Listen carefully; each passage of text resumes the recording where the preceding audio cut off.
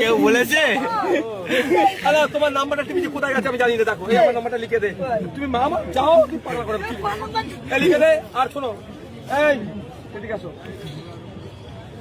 একটু খাবার গাড়ি ভাড়া দিয়ে সিধে বাসে তুলে দিবি, নাহলে যে কলকাতা পুলিশের হাতে ধরিয়ে দিবি।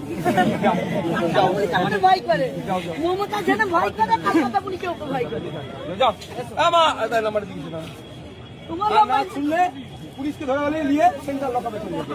আমি গেছি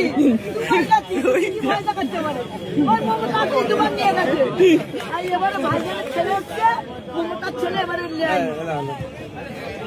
নাম্বার দিয়েছে, কাউকে নাম্বারটা দেবে না।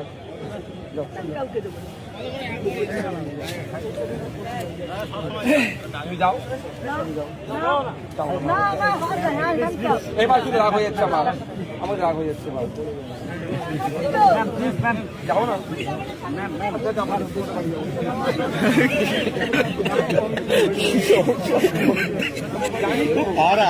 জানি না